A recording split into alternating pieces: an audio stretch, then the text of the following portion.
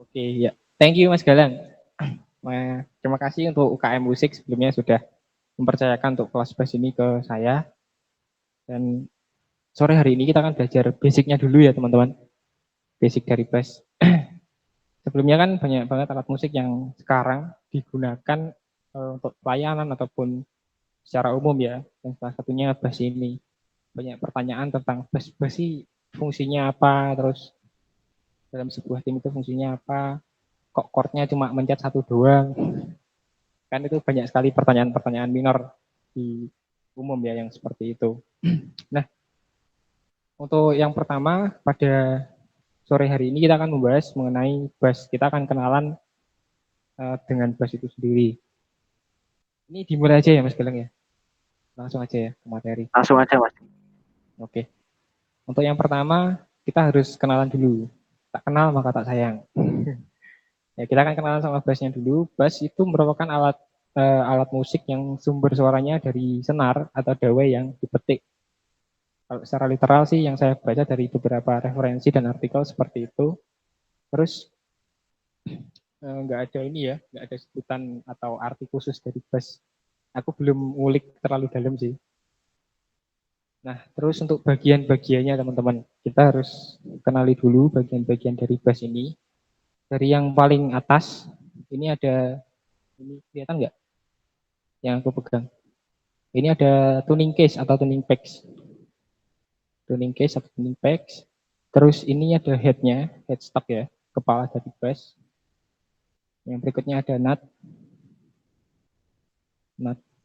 Ini untuk bridge dari finger sama apa namanya senarnya. Terus ada neck juga. Neck itu yang ini loh. Tak miringin bentar. Ini ya. Ini necknya ini. Nah terus kalau teman-teman perhatikan di antara neck sama apa namanya fret itu ada papan, ada fingerboard untuk naruh fret. Ya bisa dibilang juga fretboard lah. Kalau fretboardnya yang garis-garis ini, kayak garis-garis ini. Terus semakin ke bawah kita ada ketemu sama body. Ada body, terus di sini ada equipment buat apa namanya tuning ya, buat tuning. Ada master dan sebagainya. Terus di sini ada pickup, ada pickup. Ini kalau penyebutan saya salah dikoreksi loh ya, gak apa-apa. Ini ada pickups, ya ada pickups. Terus juga ada bridge, ada output jack juga. Master dan volume tadi udah aku sebutin. Terus ada untuk end pin untuk teman-teman naruh strap. Nah itu tadi pengenalan basic kita tentang bass. Jadi kenalan alatnya dulu. Ada yang baru masuk ya? Mas Nehemi ya? Ya selamat sore Mas Nehem. Sugeng sonten, Bapak. Oke. Ya dari pengenalan ini ada yang bingung nggak teman-teman? Atau mungkin ada yang, oh kok saya dapat infonya lain? Ada pertanyaan dulu nggak? Silakan kalau mau tanya. Halo, cek. Aman. Oh ini Mas Nehem kayaknya mau tanya. Mau tanya senarnya kok dikit doang ya? Itu nanti Mas ya. nanti tak bahas lebih dalam ya. Oke itu tak masukin pertanyaan loh Mas beneran tuh. Yang kedua materi yang kedua sore hari ini kita akan bahas fungsi dan jenisnya. Nah, fungsi bass itu apa sih? Kalau teman-teman main musik ya, itu kan ada frekuensi ya, frekuensi dari setiap instrumen. Ada frekuensi atas, frekuensi tengah, frekuensi bawah. Atau istilah simpelnya nada tinggi, nada tengah, nada rendah. Nah itu semua ada yang ngisi teman-teman. Untuk di frekuensi atas sendiri, biasanya itu diisi oleh vokalis, vokal, gitar. Kalau di drum hi-hat-nya, hi-hat, terus ada saxophone dan alat-alat musik yang punya yang bisa menerima frekuensi tinggi. Terus di frekuensi tengah itu ada vokal itu biasanya back vokal sih, back vokal, gitar, gitarnya lebih ke rhythm, bass sebagai filler, di drum ada tom, terus di frekuensi low atau frekuensi bawah ya, yang nada rendah, ada bass dan kick drum. Nah, di sini keunikan bass itu di sini. Jadi di antara semua alat musik itu, bass itu pelengkap sebagai pengambil frekuensi paling rendah, teman-teman. Karena itu kalau misalkan nggak ada bass, aduh kok nggak lengkap dalam sebuah tim ya, kok kurang lengkap karena yang bisa ngambil frekuensi low itu bass dalam sebuah tim atau sebuah band. Nah, yang berikutnya kita akan melihat dari jenis-jenisnya. Aku membagi dari beberapa tipe ya. Yang pertama kalau secara klasifikasinya secara usia, ada kontrabas atau double bass dengan electric bass. Yaitu cuma perbandingan pemakaian aja sih. Kalau kontrabas atau double bass ini bisa dibilang bass zaman dulu lah, old bass lah. Kalau teman-teman tahu bass jeguk yang biasa dipakai di keroncong, kalau orang sini, orang Jawa Timur biasanya manggilnya bass jeguk. Ya, atau apa namanya? Kalau di perkuliahan tuh masuk di libres kalau nggak salah, bagian libres kalau nggak salah ya. Nah itu ada kontrabas atau double bass, sebutannya sama aja. Sama juga dengan bass standar zaman sekarang 4 senar, bedanya dia kan dimainkan dengan berdiri atau duduk lah bisa juga. Biasanya kalau di orkestra banyak itu. Terus electric bass. Jadi kan yang old itu ada kontra, yang masa kini ada electric bass. Nah, electric sendiri itu ada sub lagi, ada jenisnya lagi. Ada yang fretless, terus ada yang pembagian klasifikasi berdasarkan string atau jumlah senarnya.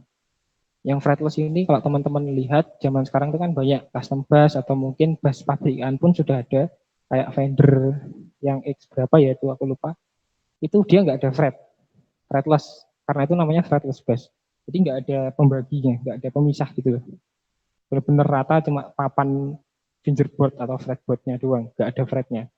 Itu fretless bass. Terus kalau dari pembagian senar udah tahu ya, pastinya yang 4 string untuk senar 4, 5 string, sampai terakhir tuh aku pernah lihat di YouTube, referensi di YouTube ada yang sampai 24. Tapi nggak semua senarnya dimainin. Hanya senar-senar tertentu aja. Terus juga klasifikasi berdasarkan preamp. Ada zaman sekarang itu ada bass aktif dan pasif. Nah, itu punya kelebihannya masing-masing. Kalau bass aktif, dia tanpa apa namanya speaker pun dia bisa dimainin gitu, karena dia punya preampnya sendiri, preamp tanam. Nah, itu perbedaan tambahannya itu kalau dengan bass biasa ini kan cuma ada satu pickups ya. Nah, kalau bass aktif itu dia punya dua pickups. Ada apa namanya? Pickups yang di sini, aku lupa sih namanya. Sorry. Pokoknya ada pickups apa ya? Di belakang itu ada pickup bridge. Terus yang di depan itu eh, pickup aktifnya kalau nggak salah sih. Aku lupa. Pokoknya ada dua pickup ya yang dipakai di bass aktif, dan itu dinyalakan dengan daya dari baterai. Biasanya ada di belakang bassnya. Kayak di bassnya di STBI itu yang GND punya Surabaya itu, buatan Surabaya itu juga bass aktif. Terus bass aktif yang gimana ya, yang biasa dipakai yang nggak ada baterainya. Jadi tanpa speaker, tanpa preamp dia nggak bisa dimainin. Karena nggak ada yang nangkep frekuensi dari suara atau getaran dari bassnya, dari senar tadi. Nah, itu tadi sekilas tentang fungsi dan jenisnya. Ada pertanyaan dulu mungkin dari sini? Jelas nggak dari penjelasan saya? Atau malah bingung? Jelas. Jelas ya. Basicnya dulu. Jadi kenapa kok saya kasih basicnya dulu untuk pengenalan ke alat, supaya teman-teman nanti tahu kebutuhan teman-teman dan porsi belajarnya teman-teman. Oke, itu alasannya. Terus yang berikutnya kita akan masuk ke metode dasar. Ya. metode dasar yang harus kita ketahui untuk belajar bass itu sendiri. Yang pertama pasti nggak asing lagi lah buat semua pemain musik, fingering, penjarian. Penjarian itu udah jadi PR harian sih harusnya. Tapi jujur saya udah jarang penjarian akhir-akhir ini. Cuman ini PR dasar dan PR utama yang akan terus dibawa ya. Di sifatnya berjalan terus teman-teman. Fingeringnya kita bisa mulai dari fret pertama dengan jari telunjuk, jari tengah, jari manis, kelingking. Keempat jari ini kita fungsikan. Nah, itu menempati mulai dari fret pertama, senar nomor 4. Kalau bass kalian 4 string ya, di senar nomor 4, fret pertama, terus jari tengah itu di fret kedua, terus jari manis di fret ketiga, jari kelingkingnya di fret kelima. Keempat. Astaga. Ya. Untuk posisi jempolnya gimana? Posisi jempol untuk mempermudah, jangan terlalu ke atas. Nanti jangkauannya terbatas. Agak ke tengah atau ke bawah. Itu nggak apa-apa. Aku pernah dengar dari guru dari praktis ya. Itu kalau main bass jempolnya jangan terlalu ke atas Mas. Nanti penjangkauannya susah untuk menjangkau not-not yang jauh. Nah, oke, kita masuk ke fingering. Biasanya untuk basic seperti ini sih. Jelas ya suaranya? Ya, bisa dengar ya. Jadi dari senar 1, senar 4, fret paling atas sendiri, fret pertama, 2, 3, 4. Diulang dulu. Nah, untuk belajar fingering ini teman-teman bisa pakai metronom. Ini sayangnya aku nggak ada metronom dan kebetulan ini pakai HP jadi belum bisa mengaplikasikan langsung ya pakai metronom. Tapi itu caranya. Mungkin teman-teman bisa pakai kaki ya untuk menghitung temponya. Pelan aja dulu.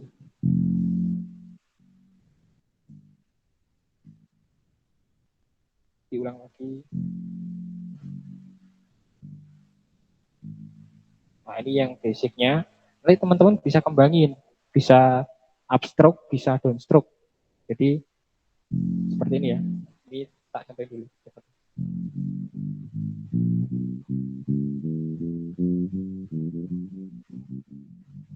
Nah, itu untuk up sama downstroke. Teman-teman bisa coba untuk down dulu. Down aja dulu.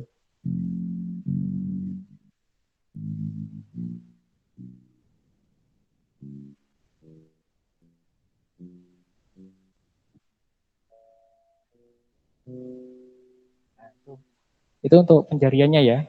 Jadi fokus ke untuk tangan kirinya seperti itu teman-teman. Terus tangan kanannya gimana Mas? Untuk tangan kanan, ojo Mas deh nyelu. Untuk tangan kanannya jempol. Ya, jempol ini aku saranin biar lebih untuk belajar pertama bisa di atasnya pick up. Entah itu di pick up bridge atau di pick up yang aku lupa namanya. Pokoknya ada itulah ya kalau kalian di bass pasif pakai pick up bridge-nya aja. Kalau kalian punya bass 5 string taruh di senar nomor 5 itu lebih enak lagi, lebih nyaman lah di situ. Itu kalau awal-awal. Tapi sebenarnya nggak ada patokan sih untuk cara penempatan jempolnya di mana nggak ada. Cuma untuk mempermudah belajar awal kalian seperti itu teman-teman. Terus untuk jari telunjuk dan jari tengah itu nanti di senar ini jangan terlalu lurus ya, jangan terlalu lurus gitu, jangan terlalu kaku lurus. Ya gini nggak apa-apa, tapi nanti itu akan menghambat kalian sih. Bahasanya itu nyangkut gitu loh. Nah kan entol-entol. Kalau kalian agak miring seperti itu lebih cepat. Nanti bisa pakai up, 2,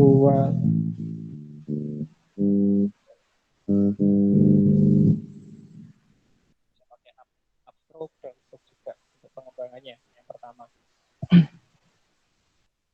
Oke, balik lagi ke fingeringnya. Tadi kan up and down stroke ya. Seperti ini. Nah, ada yang lain juga itu side stroke. Aku nggak tahu nih istilahnya benar atau enggak, tapi aku nyebutnya side stroke karena dia ke samping. Jadi tadi kan ada 4 jari ini ya, mulai dari jari telunjuk, jari tengah, jari manis, dan kelingking. Masing-masing di 4 senar, terserah kalian mau mulai di fret atas, di senar paling atas atau senar pertama, itu bebas.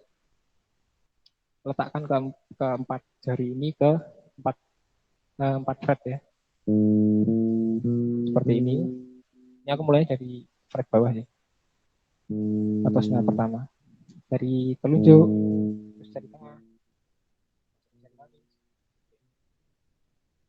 Sama kayak tadi, hanya saja kalau side stroke ini dia ke samping. Dan ke samping ini dia pakai intervalnya 1 biasanya. Satu blok. Jadi habis 4 ini berarti yang keempat untuk masuk ke penjarian yang baru. Kelihatan ya ini ya mainnya.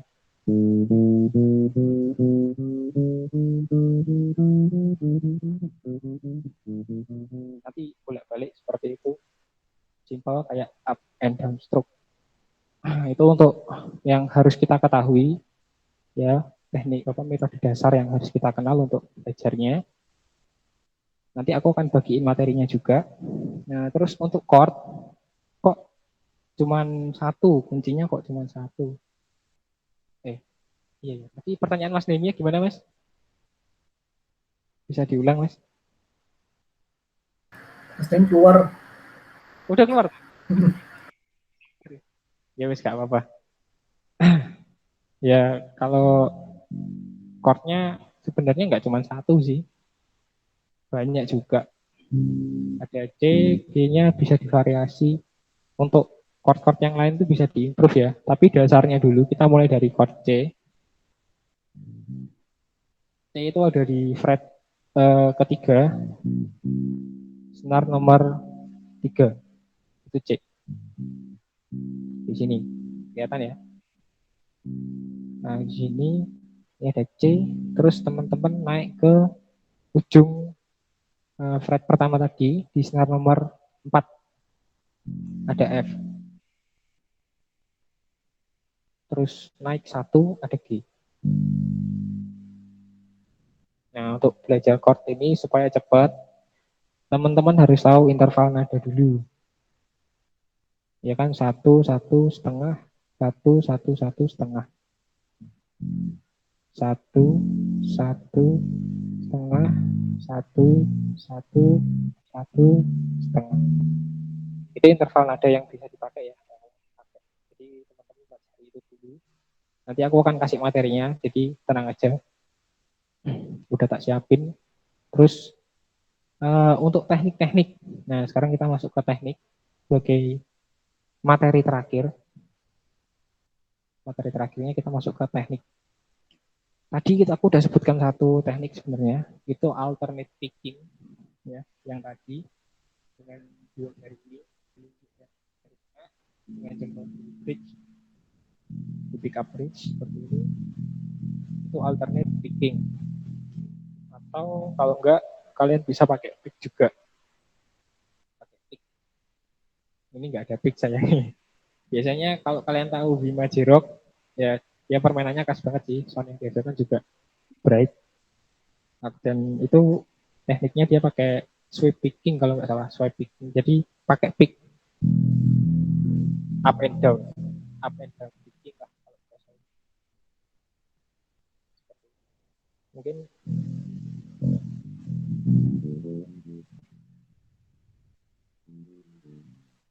itu salah satu contohnya kalau pakai apa namanya picking ya, swipe picking. Sound yang dihasilkan, kalau sound sih dihasilkan khas atau enggaknya kalian bisa variasi lagi dengan efek. Nanti kita akan pelajari di kelas berikutnya ya, karena ini aku belum terlalu dalam aja apa. Aku baru kupas kulitnya dulu supaya teman-teman tahu tadi kebutuhan teman-teman belajarnya seperti apa. Terus yang kedua ada teknik up down thumb atau teknik thumb lah simpelnya. Jadi di ruas jempol ini ya, kelihatan nggak ya? di ruas jempol ini di sini. Nanti kalian tampar ya. Tampar di senar. Tampar di senar sampai senar itu menyentuh fret. Jadi di fret paling ujung sih, di fret paling ujung, di fret terakhir biasanya. Ini nanti pengembangannya bisa ke teknik slab yang teman-teman bisa tahu. Nanti bisa ke sana. Jadi tam ini dasarnya.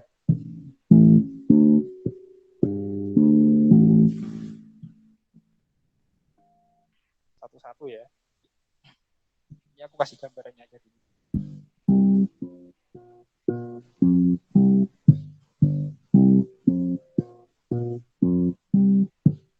Itu hasil sound yang dihasilkan. Nah, untuk tam sendiri biasanya dia dikombinasi sama plug atau pop. Teknik plug atau pop. Plug atau pop seperti ini. Itu teknik menarik senar. Jadi senarnya kalian tarik dengan frekuensi yang tinggi. Jadi nanti dia akan nabrak ke fretboardnya. Jadi hasilnya ini hasil dari tone dari apa namanya pop atau plug. Itu gambaran untuk plugnya. Dan untuk slab sendiri, teknik yang ketiga ada teknik slab. Teknik yang keempat ada slab yang merupakan kombinasi dari tam, plug atau pop dan hammer. Nah, ini hammer ini untuk penjarian di kanan ya. Jadi kalian menekan menghasilkan frekuensi tanpa menekan dengan menggunakan tangan kanan kalian. Jadi hasil suaranya seperti ini. Untuk ini bisa dilatih dengan penjarian ya, tanpa kalian menggunakan tangan kanan. Sama untuk penjariannya, hanya saja lebih diperkuat lagi sih. Karena emang basicnya seorang basis itu di kekuatan jarinya ya. Kekuatan sama speed. Nah, untuk slabnya sendiri hasilnya ya seperti tadi.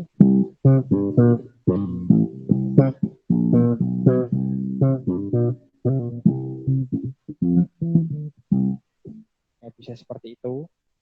Nanti untuk mempercepat, aku ada sedikit pengembangan trik namanya tutor sama titer. Titer sama tutor itu apa? Jadi dari teknik tam tadi yang kalian menampar senarnya pada fretboard ini, biasanya kan orang itu main tuh mantul kan.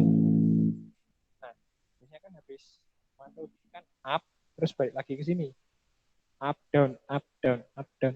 Nah, itu kalian jangan sampai down, jangan dibalikin. Jadi habis up tahan di situ. Jangan dibalikkan atau dipantulkan lagi. Supaya kalian nggak buang waktu untuk speed dan nggak mudah capek. Itu sedikit teknik tambahan titer sama tutor. Terus ada tapping. Ini aku masih belajar sih, belum begitu ahli aku di tapping. Karena jujur sulit. Jadi itu teknik-teknik dasar yang biasa dipakai ya. Jadi untuk pengembangan tekniknya teman-teman bisa cari atau searching, dan kita juga bisa sharing nanti di forum kelas ini atau mungkin di forum UKM.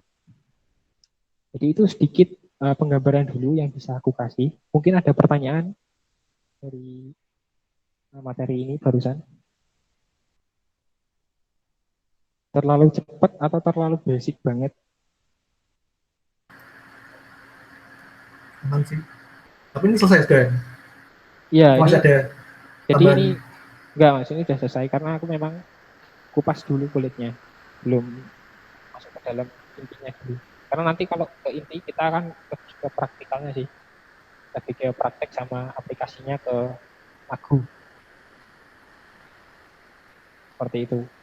Kalau kita di waktu ngeband itu pakai genre yang macam-macam, usaha mungkin dance atau apa, ada nggak mungkin trik bass yang istilahnya masuk ke semua, masuk yang sulit-sulit itu, tapi gampang dimainkan gitu loh. Ada. Maksudnya gimana sih cara main gampang aman ketika teman-teman kita tuh ngajak ngajak genre yang aneh-aneh gitu loh. Genre. Oke. Kalau aneh, udah mas pertanyaannya atau Ya, masih ada? gitu. Oke. Kalau genre, emang nggak ada batasannya sih kalau kita ngomongin genre. Tapi yang penting itu pattern lagunya, part yang harus kita isi. Kalau kalau pattern yang paling aman, jadi kalau kita ngomongin isian-isian ya, atau kita main waktu sama band, misalnya bacaan atau dadak gitu, itu biasanya kita main high tune aja sih. Jadi kita harus tahu nada tinggi dari sebuah nada. Misalkan ini G, not tingginya di mana, high frekuensinya di mana. Biasanya kalau bass itu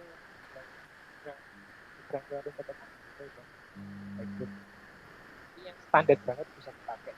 Jadi kita main not tingginya.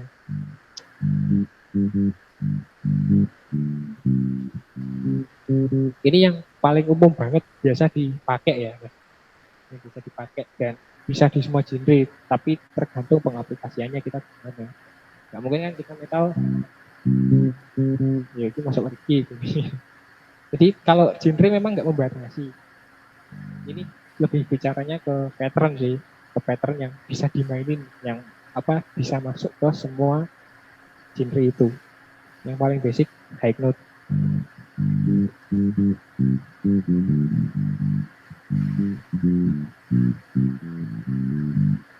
Nah untuk kayak isian-isian tadi itu lebih ke intro.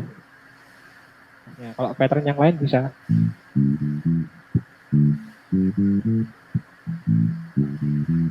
Patternnya itu berarti do mi fa sol.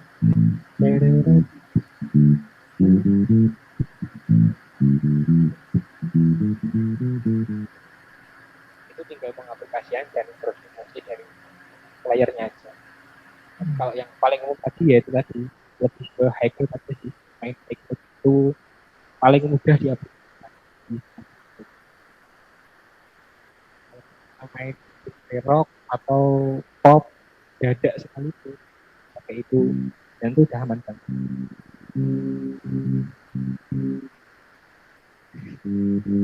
Ya, gimana? Oke, terima kasih. Udah nangkep. Tangkap ya. Kalau bahasaku sulit dipahami, bilang ya. Ya gimana ini Mas Hizkia kok diam aja nih? Mas Hizkia ada pertanyaan nggak? Skia, tanya Skia. Ini keyboardisnya Jawa Timur ini. Jalan-jalan. Atau Mas ini mentor saya ini. Ya mungkin ya cuma mau bertanya sedikit aja sih Mas tentang apa ya, ketika kita bermain, misalnya kita main bass itu kan suara kita pasti dominan kan, dominannya maksudnya dominan kita kan mengikuti ketukan. Kalau kita main bass kan ketukannya harus sesuai dengan mengikuti irama bass drum, ya kan. Iya.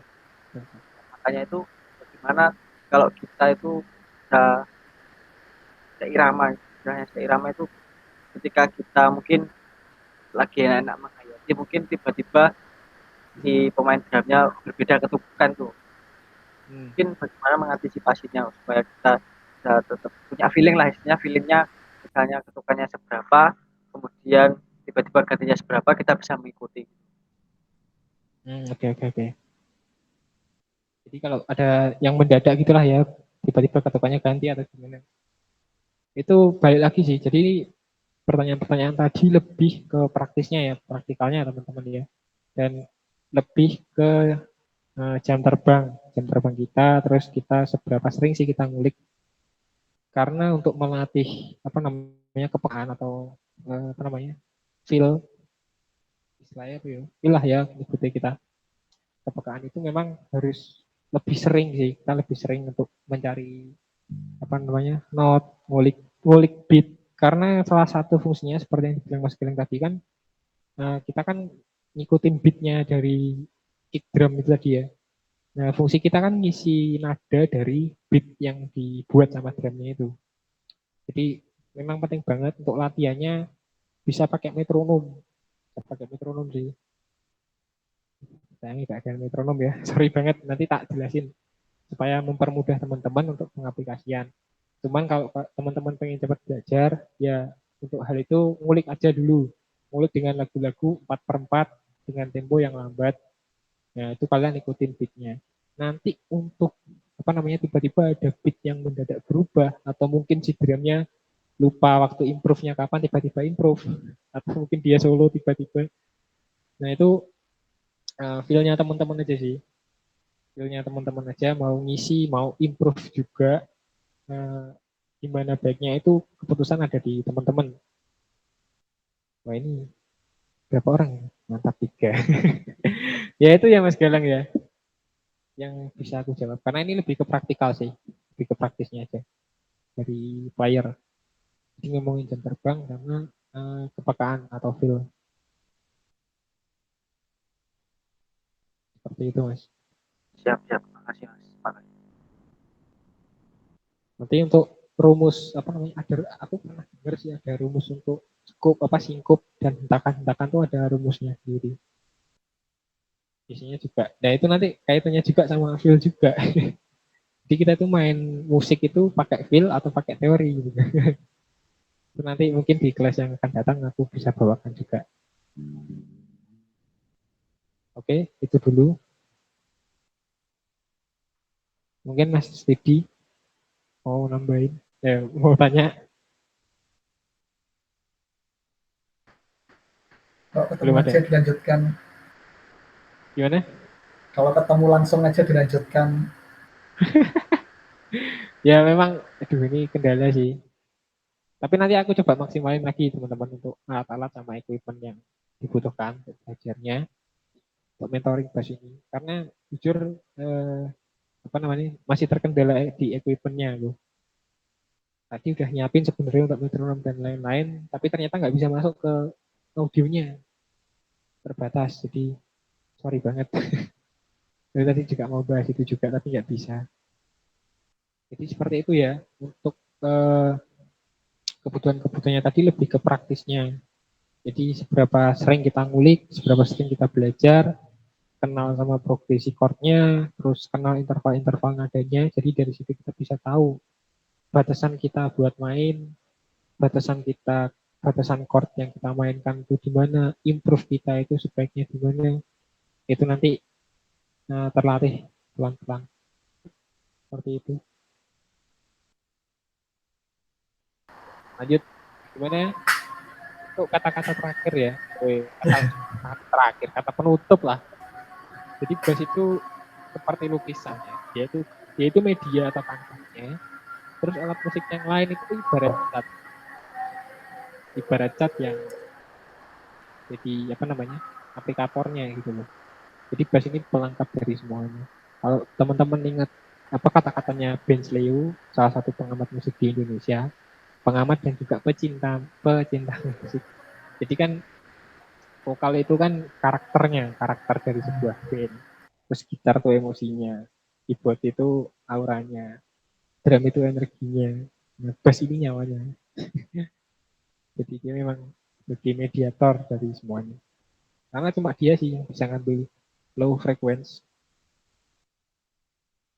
Oke, merasa cukup untuk materi sore ini. Simpel aja dulu, nanti ke depan aku akan buat seperti yang disarankan. Dan kalau teman-teman misalnya mau request pattern apa, atau misalnya lick lagu apa, bilang nanti tak buatin licknya. Gimana Mas Galang? Sudah puas? Ya, Ya, sangat puas. sangat puas. Dan kalau misalkan ada yang bingung tadi, nanti tak bagiin ini ya materinya. Terus ya. Ya, terima kasih Mas Timothy, waktu dan juga semua materi pengalaman yang diberikan pada kita.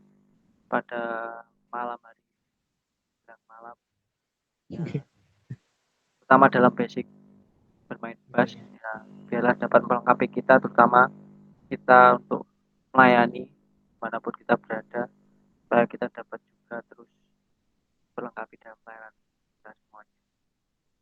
Juga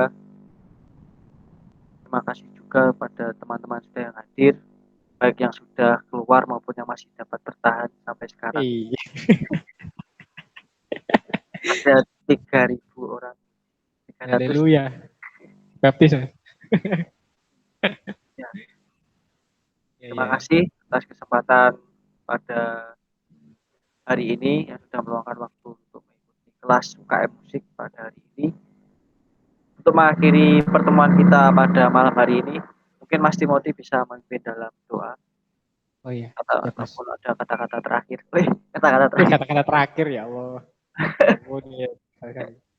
Oke, kita masuk doa. Sebelumnya saya terima kasih ya pada UKM yang sudah mempercayakan untuk bisa mengajar dan jadi mentor. Tapi di sini sama-sama kita belajar bareng-bareng aja. Oke, terima kasih Mas Sidi, Mas Galang, dan teman-teman yang sudah hadir sore hari ini. Mari kita berdoa. Tuhan Allah Bapa kami yang berada dalam kerajaan surga, kami mengucap syukuri Allah atas berkat yang Kau berikan kepada kami, sehingga kami boleh berkumpul bersama dalam UKM pada sore hari ini mengenai bass, di mana kami belajar mengenai basicnya terlebih dahulu Tuhan, supaya kami tahu porsi belajar kami dan apa yang kami pelajari ke depannya, kebutuhan kami semuanya Tuhan. Dalam belajar bass, kiranya boleh memaksimalkan pelayanan untuk Engkau. Bila apa yang kami lakukan hanya bagi hormat kemuliaan nama Tuhan. Dan biarlah setiap anak yang belajar boleh terus berkembang, bertumbuh, dan bisa benar-benar memperluas kerajaan Tuhan melalui setiap apa yang mereka mainkan dalam pelayanan dan dalam keadaan apapun Tuhan. Kami percayakan, kami serahkan setiap apa yang menjadi kegiatan kami berikutnya dalam Tuhan kuasa-Mu. Kami berdoa dan kami tutup pertemuan pada sore hari ini. Haleluya. Amin. Amin. Ya. Terima Mas kasih Mas Timothy, Thank Mas you, Mas Galang. sampai ya terima kasih, sampai jumpa ketemuan UKM berikutnya. Tuhan Yesus berkati. Ya, Tuhan berkati, Mas.